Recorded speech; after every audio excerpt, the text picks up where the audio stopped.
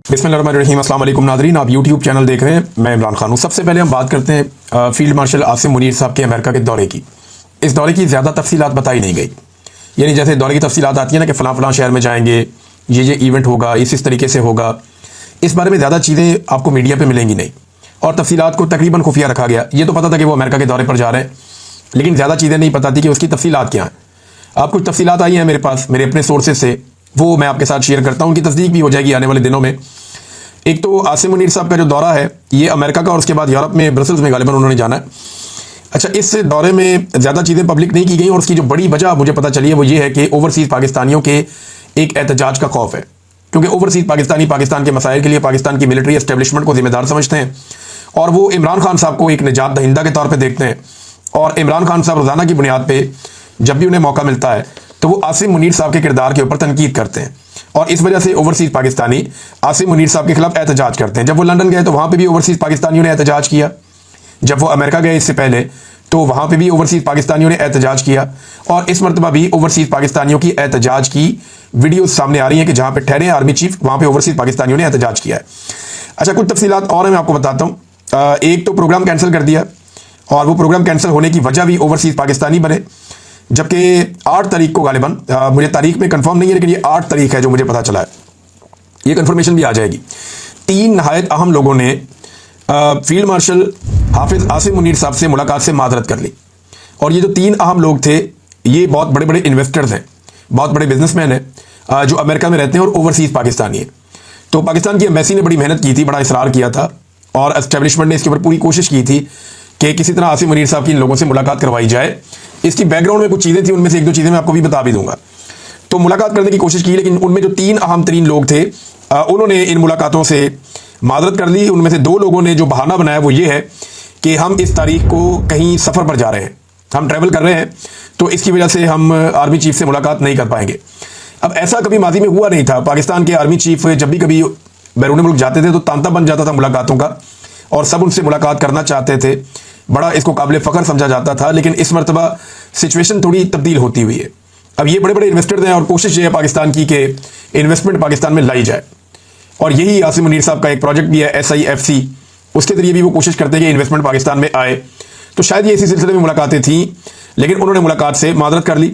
इनकार मैं इसलिए वर्ड यूज़ नहीं कर रहा कि इस लेवल पर माजरत ही होती है कि I am sorry, I am travelling, I am not available, और आप कोई बहाना कर लेते हैं। अब डायरेक्टली आप ये नहीं कह सकते कि मैं मिलना नहीं चाहता। तो 2 लोगों ने तो ये बहाना बनाया कि हम कहीं ट्रैवल कर रहे हैं, और मैंने ये कंफर्मेशन वहाँ से ली तो वो लोग वहीं मौजूद थे, और एक को तो एक यानी शाहिद ने देखा भी है कि वो वहीं पे थे, लेकिन उन्होंने वो मुलाकात ना करने का एक बहाना बनाया था। अच्छा, इन तीनों में से एक शख्स से रब्ता किया गया पाकिस्तान की एस्टेब्लिशमेंट की जानिब से, जो पाकिस्तान की एम्बेसी से मुंसलिक है, और DHA से इनका रब्ता करवाया गया आज से कुछ अर्सा पहले। और उसमें इनको जो ऑफर किया गया फाइनली वो ये है कि आप 400 से 500 प्लॉट DHA आपको बड़े लो रेट के ऊपर दे देगा, आप हमारे साथ एग्रीमेंट कर लें, हम आपको बहुत कम प्राइस के ऊपर 400 से 500 प्लॉट DHA के देते हैं, और आपकी क्रेडिबिलिटी है, आप एक इन्वेस्टर हैं, तो आप ओवरसीज़ पाकिस्तानियों में ये वाले प्लॉट बिकवा दें, एक एग्रीमेंट कर लें हमारे साथ, एक मखसूस रकम आप जमा करवा दें, बाउंड हो जाए, और ये 400-500 प्लॉट आप DHA के बेचें अमेरिका में ओवरसीज़ पाकिस्तानियों को, और वो जैसे जैसे पैसे आएंगे तो वो आप हमें अदा करें, और जो पैसे आपने कमाने आप इसमें से कमा लें। अब देखिए, ओवरसीज़ पाकिस्तानी DHA के प्लॉट्स के अंदर भी दिलचस्पी नहीं ले रहे। मलिक रियाद वाला फड्डा भी यही है कि मलिक रियाद एक बहुत बड़े मार्केटिंग एक्सपर्ट है, उनके पास एक बड़ी ज़बरदस्त टीम थी, और DHA को कभी ज़्यादा काम करना नहीं पड़ा। पाकिस्तान में जो भी इन्वेस्टमेंट आती थी उसमें एक बड़ा हिस्सा DHA को मिल जाता था, ख़ासतौर पे ओवरसीज़ पाकिस्तानियों को। अभी भी एक इश्तिहार मार्केट में आया हुआ है, माजी में ये चीज़ें नहीं करनी पड़ी। DHA तो बड़े नखरे के साथ अपनी प्रॉपर्टी देते थे, क्योंकि वहाँ बहुत ज़्यादा सहूलतें, बहुत सारी चीज़ें थी, तमाम चीज़ें फटाफट बन जाती थी, इख्तियारात बहुत ज़्यादा हैं, कोई मुकाबला करने वाला नहीं है, ज़मीन का एक्वायर करना उनके लिए कोई प्रॉब्लम नहीं होता, चीज़ों को कंट्रोल करना कोई प्रॉब्लम नहीं होता। पाकिस्तान का सबसे ताकतवर इदारा उसको चलाता है और ओन करता है, तो फिर DHA जो है उसके साथ बाकी लोगों का मुकाबला करना मुश्किल होता है। तो उन्हें कोई बहुत बड़ी मार्केटिंग स्ट्रेटजी बनानी नहीं पड़ी। वजह यह है कि उनका हॉट केक की तरह माल बिकता था। अब माल बिकता नहीं है, यहाँ पे इश्तिहारात वगैरह लगे हुए हैं कि DHA Pakistan the number 1 housing choice for overseas Pakistanis, और इसमें कुछ लोग हैं जो इस बिजनेस से मुंसलिक हैं, उन्होंने ये ऐड लगाए हैं कि why overseas Pakistani choose DHA, कि जो पाकिस्तानी ओवरसीज़ हैं वो DHA को ही क्यों मुंतखब करते हैं।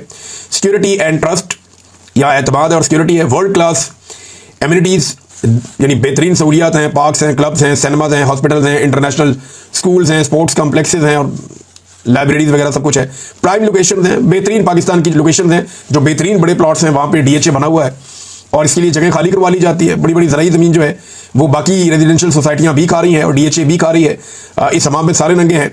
हाई कैपिटल गेन्स, यानी आपको मुनाफा भी बहुत होता है और इजी ओवरसीज इन्वेस्टमेंट, ओवरसीज बड़े आराम से इसमें इन्वेस्टमेंट करते हैं। ये चीज़ें उसमें बताई गई थी। तो चलिए, तो इश्तिहार मैंने पढ़ के सुना दिया, डीएचए का भी फायदा हो जाएगा। लेकिन फिलहाल वहाँ पे कारोबार ठप हुआ है, यानी ओवरऑल पाकिस्तान का कारोबार ठप है, तो यहाँ पे भी कारोबार ठप हुआ है और डीएचए के प्लॉट नहीं बिक रहे। मुझे 2022 में रिजीम चेंज ऑपरेशन के बाद मेरे एक दोस्त हैं जो डीएचए लाहौर में काम करते थे, डीएचए के ऑफिस में। उन्होंने कहा इमरान साहब सुबह से लेकर शाम तक हमें टाइम नहीं मिलता था, इतनी फाइलें ट्रांसफर होती थी। डीएचए में इतना ज़्यादा खरीदो फरोख्त का कारोबार था कि हम लोग बहुत बिजी रहते थे।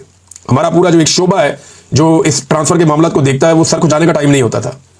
तो सुबह से लेकर अब 2 बजे का टाइम हो गया, सिर्फ एक हमने ट्रांसफर किया है। ये उन्होंने मुझे बताया 2022 में। ये बहुत बड़ा धचका है, क्योंकि जब भी एक प्लॉट ट्रांसफर होता है तो एक अच्छी खासी रकम जो है वो अथॉरिटी को भी मिलती है, लेकिन वो सिलसिला रुका हुआ था। तो अब ये 500 प्लॉट ऑफर किए गए थे, 400 से 500 के आप ये ले लें, लेकिन वो ओवरसीज पाकिस्तानी ने ये कहा जी कि आप, मैं माजरत चाहता हूं, अभी मैं इस पे काम नहीं कर सकता। अब ये तो सिचुएशन मैंने आपको बताई कि चीज़ें जो हैं वो नाकामी की तरफ जा रही हैं। मैं आगे चल के आपको बताता हूं कि नाकामी क्या है, उसके लिए जिम्मेदार कौन है। लेकिन जो बड़ा फड्डा पड़ा हुआ है वो है मामला आसिम मुनीर साहब की एक्सटेंशन का। वक्त करीब आते आते एक टेंशन का माहौल पाकिस्तान में बन गया है। आप देखें ना, पीएमएलएन के ऊपर या जो एस्टेब्लिशमेंट की चहीती पॉलिटिकल पार्टी जिसको 17 नशिस्तों से उठाकर 2 तिहाई अक्सरियत दिलवाई गई है, अचानक से उसके और उसके कीमती ब्यूरोक्रेट्स के ऊपर करप्शन के मामला आ रहे हैं, खबरें निकाली जा रही हैं। सबसे पहले मरीम नवाज की खबर निकलती है कि 10 खरब की एक बेज़ाब्तियाँ और बेकायदगियाँ हैं, यहाँ पे ये खांचा खुल जाता है। उसके बाद पता चलता है जी कि जो सुथरा पंजाब है उसके अंदर अरबों रुपए जो है वो कहाँ गए, किसी को कुछ पता ही नहीं, उसका एहतसाब होना चाहिए। फिर ब्यूरोक्रेसी के ऊपर डंडा चलना शुरू हो जाता है। तो मल्टीपल चीज़ें साथ साथ हो रही हैं और इनको हवा भी दी जा रही है। दूसरी जानिब जो है वो वहाँ से भी कुछ सख्तियाँ हो रही हैं। तो मामला है क्या? देखिए, जब भी कभी एक आर्मी चीफ की एक्सटेंशन का टाइम आता है ना, तो मुल्क में एक टेंशन क्रिएट हो जाती है, ये ऑब्वियस है। जो एक्सटेंशन वाला साल होता है या रिटायरमेंट वाला साल होता है, उस साल ये चीज़ें होती हैं। अब 2025 जो है वो आर्मी चीफ की तब्दीली का साल है उसूलन, नवंबर में। लेकिन क्या ये तब्दीली होगी या एक्सटेंशन होगी, ये फैसला अभी हम नहीं कर सकते। हम इस पर बात तो कर सकते हैं, लेकिन हम नहीं जानते कि क्या होगा। लेकिन इस साल में टेंशन हुकूमत और एस्टेब्लिशमेंट में क्रिएट होना एक फितरी और एक नॉर्मल बात है, क्योंकि कोई भी इस ओहदे को छोड़कर जाना नहीं चाहता। मैंने तो अपनी जिंदगी में जितने भी आर्मी चीफ देखे वो सारे इस ओहदे के ऊपर रहना चाहते थे। कोई भी इस ओहदे को छोड़कर जाने पर तैयार नहीं था। चंद सवालात बड़े ज़रूरी है आर्मी चीफ साहब की एक्सटेंशन को लेकर, और वो जवाब हमें जो कानून साजी की गई है असेंबली में, उस कानून साजी को पढ़ के भी वो जवाब हमें नहीं मिलते। यानी कुछ चीज़ों को इबाम में रखा गया है या उनको पब्लिक नहीं किया गया। जो सर्विसेज चीफ की तकर्री और उनकी मुद्दत मुलाजमत के हवाले से जो बातें कानून साजी में हैं, उसमें अभी तक कोई क्लैरिटी नहीं है हमारे सामने। तो जो सवालात हैं उनमें एक बड़ा सवाल यह है कि आर्मी चीफ या सर्विसेज चीफ की मुद्दत मुलाजमत 5 साल हो चुकी है या अभी होनी है। मैं इसलिए कह रहा हूं कि कानून तो बनाया 1 साल पहले, आर्मी चीफ को आए हुए हो गए 2.5 साल। तो जो पिछली तैनाती है, क्या उसके ऊपर भी ये कानून असरअंदाज होगा, या आइंदा से आने वाला हर आर्मी चीफ या सर्विसेज चीफ जो है वो 5 साल की मुद्दत एंजॉय करेगा, या पीछे वाला भी एंजॉय करेगा? इसके बारे में क्लैरिटी नहीं है। अब अमूमन जो है वो माजी से इतलाक नहीं होता कानून साजियों का, वो आइंदा से होता है कि अगली तकर्री से हम ये तय कर रहे हैं कि जो भी रहेगा वो 5 साल तक रहेगा। दूसरा सवाल ये है कि क्या आर्मी चीफ को 3 साल जो है वो 3 साल को 5 साल किया जाएगा, या 3 साल मुकम्मल होने पर नए 5 साल मिलेंगे? ये बहुत अहम है। देखिए, अगर ये आर्मी चीफ पिछली मुद्दत मुलाजमत मुकम्मल करते हुए 29 नवंबर को रिटायर हो जाते हैं, हालांकि इनकी जो मुद्दत है वो 25 नवंबर को गालिबन वो पूरी हो जाती है, क्योंकि उससे पहले रिटायर हो गए थे, तो रिटेन करके इनको आर्मी चीफ बनाया गया। दोबारा समरी भी मंगवाई गई ताकि इनका नाम शामिल हो, आसिम मुनीर साहब का। तो इसको जरा थोड़ा सा आप गौर करें कि अगर 29 को फर्ज कर दें वो रिटायर होते हैं और एक और एक्सटेंशन मिलती है तो वो 5 साल की होगी, तो 3 ये हो गए और 5 अगले हो गए, 8 साल तो हो गए सीधे। लेकिन अगर ये कहा जाता है कि हमने क्योंकि जो 5 साल कर दिया था वो आसिम मुनीर साहब के लिए वो अप्लाई हो सकता है, तो 3 साल प्लस 2 साल और ये 5 साल फिर ऐसे होगा। और अगर ये एक नया आर्मी चीफ लेकर आ जाते हैं, जिसके इम्कानात भी हैं कि ये आर्मी चीफ रिटायर हो जाते हैं, एक नया आर्मी चीफ आ जाता है नवंबर में, तो अगर वो आता है तो वो 5 साल के लिए आएगा या 3 साल के लिए आएगा? क्या ये मामला अदालत में चैलेंज होगा? ये है जनाब सवालात। अब तीसरा सवाल ये खड़ा होता है कि क्या ये कानून साजी अदालत में चैलेंज हो सकती है? तो देखें, 26वीं आईनी तरमीम आई इसलिए थी कि अदालतों को कंट्रोल किया जा सके, और कोई कानून साजी या कोई चीज़ अगर अदालत में चैलेंज हो तो आईनी अदालत मौजूद हो जिससे मर्जी का फैसला लिया जा सके, तो वो मौजूद है। क्या नवाज शरीफ फील्ड मार्शल आसिम मुनीर को मजीद एक्सटेंशन देंगे? ये है जी सबसे इंपॉर्टेंट क्वेश्चन। नवाज शरीफ साहब के बहुत सारी शिकवे और शिकायतें भी हैं।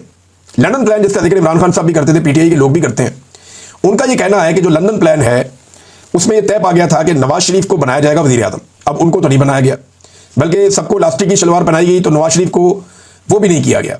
उनकी शलवार में ना लास्टिक डाला गया, ना नाला डाला गया, उनको बीच में लटका दिया गया। जो यास्मीन राशिद वाली सीट है वो तो सबसे खौफनाक किस्म की धांधली है, और वो तो ओपन है, यानी उसको जानबूझकर ऐसा रखा गया कि जब दिल करे नवाज शरीफ साहब का बाजू मरोड़ दें। तो फैज हमीद को अभी तक सजा नहीं हुई, मियाँ साहब की मकबूलियत भी बढ़ गई, यानी मियाँ साहब को वजीर आजम बनाना था, वजीर आजम बनाना तो दरकिनार, उनकी जो अपनी मकबूलियत थी वो भी बढ़ गई। और एक सियासतदान जो है वो मकबूलियत उसके लिए बहुत इंपॉर्टेंस रखती है, उसको इस बात पर बड़ा जोम होता है कि लोग मेरे साथ खड़े हैं, पाकिस्तानी मेरे साथ हैं, मेरे मुल्क के लोग मेरे से प्यार करते हैं। लेकिन मियाँ साहब ने ये सारी चीज़ें खो दी और वो उसके लिए रिस्पॉन्सिबल समझते हैं एस्टेब्लिशमेंट को। और आसिम मुनीर साहब ने क्या उनकी ख्वाहिशात पूरी की हैं, तो मियाँ साहब की शिकवे शिकायतें भी हैं। इस हवाले से एक ट्वीट है जो शाहीन सहबाई साहब ने दावा करके की है, मैं एज इट इज आपको पढ़ के सुना दूंगा। क्या अमेरिका को खुश किया जा सकेगा, ये एक और बड़ा सवाल है, मैंने आखिर में रखा है, लेकिन ये सबसे इंपॉर्टेंट है। बड़ी सख्त डिमांड है अमेरिका की, और इसराइल को तस्लीम करना जो है बहुत बड़ा एक चैलेंज है कि इसराइल को क्या पाकिस्तान तस्लीम कर सकेगा, क्योंकि डोनाल्ड ट्रंप की एक बड़ी जो डिमांड है पाकिस्तान से, वो ये चाहता है कि पाकिस्तान इसराइल को तस्लीम करे। और डोनाल्ड ट्रंप की शख्सियत ऐसी है कि वो ज़्यादा इंतजार करने वाला आदमी भी नहीं है। आखिर में आपको एक बात बताता हूँ कि नवाज शरीफ ये अच्छी तरह जानते हैं कि उनके हाथ में अगर कोई हथियार है तो वो नवंबर तक है, उसके बाद मियाँ साहब निहत्थे हो जाएंगे और फिर तमाम तर जो है वो ताकत वो दूसरी तरफ चली जाएगी, एस्टेब्लिशमेंट के पास चली जाएगी, और जितने फेलियर हैं वो सारे सियासतदानों पे डाल दिए जाएंगे। अब मैं आपको बताता हूं कि मईशत के हवाले से हुकूमत भी नाकाम हुई है और एस्टेब्लिशमेंट भी नाकाम हुई है। आर्मी चीफ का अपना प्रोजेक्ट जो SIFC है वो बुरी तरह नाकाम हुआ है। वो कहते थे सैकड़ों अरब की ये इन्वेस्टमेंट पाकिस्तान में लेकर आएंगे, लेकिन चंद अरब की इन्वेस्टमेंट भी हमने पाकिस्तान में आती हुई नहीं देखी। हालांकि ये हुआ कि पाकिस्तान से पाकिस्तानी भी मुल्क छोड़कर चले गए और बहुत सारे लोग अपनी इन्वेस्टमेंट भी पाकिस्तान से निकालकर चले गए, बल्कि बैनुल-अक़वामी कंपनियां जो पाकिस्तान में काम कर रही थी वो अपने प्रोजेक्ट बंद करके जाने लगी। तो पाकिस्तान से सरमाया अंदर आने की बजाय SIFC बनने के बाद सरमाया पाकिस्तान से बाहर गया। कर्जे के ऊपर ये मुल्क चल रहा है और कर्जे के पैसे अपने हमने रखे हुए कौमी खजाने के अंदर भी। अब हो ये रहा है कि SIFC भी नाकाम हो गया, जबकि उड़ान पाकिस्तान का जो हुकूमत का मंसूबा है वो भी नाकाम हो गया। अब ये दोनों एक दूसरे को जिम्मेदार समझते हैं मईशत की तबाही के लिए और एक दूसरे से बुग्ज भी रखते हैं, ये बात बड़ी क्लियर है। लेकिन इन दोनों के इकट्ठे होने के पीछे एक वजह जो है इमरान खान है, कैदी नंबर 804। इन दोनों को लगता है कि वो हम दोनों से ताकतवर है, अगर हम अलग अलग हुए तो वो हम दोनों को मारेगा, हम जब तक इकट्ठे रहेंगे हमारा इसमें सर्वाइवल है। यही एक चीज इन्हें इकट्ठा रखे हुए। इदारे में यह सोच है कि इन बेशर्मों की वजह से हमने अपनी इज्जत गंवा ली, हमने अवाम के अंदर अपनी बेइज्जती करवा ली, लेकिन इनसे डिलीवर नहीं हुआ, ये मुल्क को ठीक ही नहीं कर सके। दूसरी तरफ सियासतदान ये समझते हैं जब ये सारे फैसले एस्टेब्लिशमेंट ने करने हैं और हर चीज पर उनका कंट्रोल होना है, हर इदारे में लाके उन्होंने अपना बंदा बिठाना, और वो भी चुप करके कहते हैं बिठाओ जी बिठाओ, इधर भी बिठाओ, इधर भी बिठाओ, इनके खाते में डालो। वो कहते हैं जब सारा कुछ इन्होंने करना है तो फिर बदनामी भी इनकी होनी चाहिए, हम इनके खाते डालेंगे।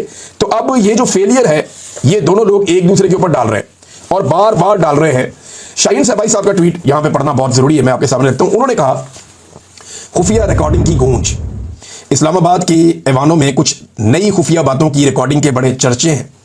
यह बातचीत जरदारी, नवाज शरीफ और कई नून लीग और पीपल्स पार्टी के लीडरों के दरमियान है, जिसमें कहा जा रहा है कि आसिम मुनीर को गालियां भी दी गई।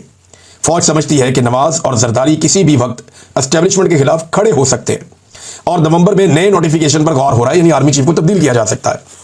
लोग कह रहे हैं कि आसिम मुनीर ने इन सियासतदानों के कान और हाथ मरोड़ने के लिए उनकी मीटिंग की रिकॉर्डिंग हासिल कर ली।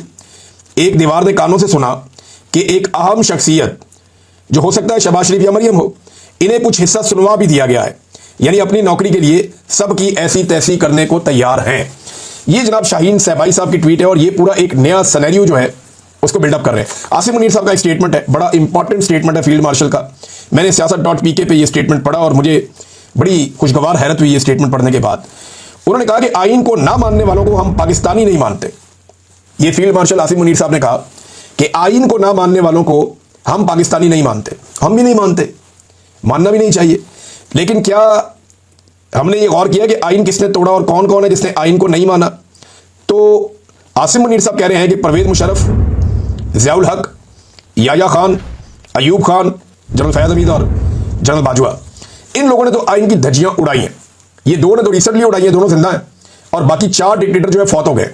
तो अगर आप इन्हें पाकिस्तानी नहीं मानते तो फिर ये मिलिट्री के जनरल कैसे हो सकते हैं, इनके पास एजाज़ात कैसे हो सकते हैं? तो इनकी कब्रों का ट्रायल होना चाहिए। आसिम मुनीर साहब को अगर आइन से हमदर्दी, और वो ये कहते हैं कि जो आइन को नहीं मानता मुझे पाकिस्तानी नहीं मानते, तो फिर इन जर्नैलों से इनके टाइटल वापस लिए जाए, इनके कब्रों के ट्रायल किए जाए और दुनिया को बताया जाए कि इन्होंने क्योंकि आइन को रोंदा था, आइन की खिलाफ वर्जी की थी, लिहाजा हमने अपने इदारे से एहतसाब शुरू किया है और 4 डिक्टेटरों को हमने फारिग कर दिया है। और फिर जनरल बाजवा, जिनके बहुत सारे गवाह आज भी मौजूद हैं और वो सारे बताते हैं कि जनरल बाजवा ने सियासत में मुदाखलत की, गैर आईनी हथकंडे इस्तेमाल किए, अपने हलफ को तोड़ा। जनरल फैद ने भी यही किया। तो इन दोनों को भी निशाने इबरत बनाए, जबकि आपका फैसला जो है वो आने वाले कर देंगे, क्योंकि 90 दिन में इलेक्शन कराना भी आइन में लिखा है और इलेक्शन कमीशन भी इसके अंदर फंसेगा, क्योंकि उसने 90 दिन के अंदर इलेक्शन नहीं करवाया। ये नाज़रीन इंपॉर्टेंट था, मैंने आपके सामने रख दिया। दो और खबरें हैं। एक खबर है अहमद मोबक, ये बड़े अच्छे सोशल मीडिया एक्टिविस्ट हैं और इन साहब के ऊपर एक मुकदमा दर्ज कर लिया गया है, इनके खानदान को हरासा किया जा रहा है। मैंने अहमद मोबक साहब को काफ़ी पढ़ा है, यानी ट्वीट अक्सर इनका सामने आता है, मैं पढ़ता हूँ। कभी कोई गैर इखलाकी, कोई गालम गलोच, कोई ऐसी चीज़ ये करते नहीं है। ये तो खबरों पे बात करते हैं, हकायक के ऊपर बात करते हैं। अब ये एक पॉलिटिकल नौजवान है और पॉलिटिक्स करता है और वो एक एक्टिविस्ट है, ह्यूमन राइट्स की बात करता है, खबरों के ऊपर अपना तबसरा करता है, तो दलील से बात करनी चाहिए ना। ये क्या हर चीज़ में आप गोली और डंडा, आपके पास यही हल रह गया है, मुकदमे दर्ज करवा लो, इसको मारो उसको मारो। अगर रियासत यही करती जाएगी कि जो लोग दलील से बात करते हैं उनको दीवार के साथ लगाएंगे, तो क्या सबको आप दहशतगर्द बनाना चाहते हैं? ये अहमद मोबक साहब जो है ये पाकिस्तान में नहीं है, लेकिन इनकी फैमिली को हरासा किया जा रहा है, जो इंतहाई काबिल अफसोस है। दलील का मुकाबला डंडे और बंदूक से करने से अनारकी पैदा होती है और कुछ नहीं होता। दूसरी जानिब नाज़रीन, छठा दिन शुरू हो गया, मियां शहजाद फारूक के बारे में कुछ पता नहीं चल रहा। बाकायदा एक वीडियो मौजूद है जिसमें नजर आ रहा है कि मियां शहजाद फारूक के ऊपर टॉर्चर किया जा रहा है पुलिस की जानिब से। पुलिस पहचानी जा रही है, पता चल रहा है कौन है पुलिस वाले। और पंजाब पुलिस ने तो ये कसम खाई हुई है कि उन्होंने नाइंसाफी करनी है। बाकायदा मियां शहजाद फारूक मुख्तलिफ गवाहों की मौजूदगी में गिरफ्तार होते हैं, उनको टॉर्चर करके गिरफ्तार किया जाता है, पुलिस की गाड़ी में डाला जाता है और उनको गिरफ्तार कर लिया जाता है। जो उनके साथ लोग मौजूद थे वो बताते हैं कि जनाब हमारे सामने वो मौजूद थे, उनको वहां से उठाकर लेकर गए और फिर नामालूम अफराद आते हैं और उन्हें ले जाते हैं। अब छठा दिन हो गया, उनके बारे में कुछ पता नहीं चल रहा कि ये शख्स कहां गायब है। जबरी तौर पे गुमशुदगी और लापता करने का एक जबरदस्त केस है ये। अदालत ने अगर इंसाफ देना है, लाहौर हाई कोर्ट में जस्टिस आलिया नीलम साहिबा है, अगर वो इंसाफ देना चाहती हैं या इंसाफ में बिलीव करती हैं, तो ये एक क्लासिकल केस है। इस केस को अपने सामने रखें और ये टेस्ट केस है अदालत के लिए। बुलाएं पुलिस वाले को, SHO को भी, IG को भी, और उन्हें बुलाकर पूछें कि ये बंदा आप गिरफ्तार करके लेकर गए थे, आपके पास से ये बंदा कहां गया। और वो जो बाकी लोग साथ गिरफ्तार हुए थे उनको बुलाए और बुलाकर पूछे कि आपके साथ ये बंदा गिरफ्तार होकर पुलिस के पास गया था, इसको वहां से कौन छीन कर लेकर गया और बाहर किसने निकाला था। ये कैसे पॉसिबल है कि एक बंदे को गायब कर दिया जाए? यानी ये किसी महज़िब दुनिया में आप सोच भी नहीं सकते। ये मुमकिन ही नहीं है जो पाकिस्तान के अंदर गंद मारा जा रहा है। और ये सिलसिला यहां रुकेगा नहीं। ये जितने भी सियासतदान हैं, हुक्मरान हैं, याद रखें कल को इनके बच्चे भी लापता हो जाएंगे और ये फिर रोएंगे उस वक्त, क्योंकि ये आग लगती जा रही है, फैलती जा रही है। इसको रोको सारे मिलकर। ये जबरी तौर पे लापता करने का सिलसिला बंद होना चाहिए। मियां अब्बास फारूक साहब ने बहुत शोर मचाया अपने भाई के लिए, वो कोशिश कर रहे हैं, लेकिन वक्त हमेशा एक जैसा नहीं रहता। ये जो लोग ये कर रहे हैं इन्हें कल जवाब देना पड़ेगा। अब तक के लिए इतना ही। अपना ख्याल रखिएगा, अपने चैनल का भी। अल्लाह हाफ़िज़।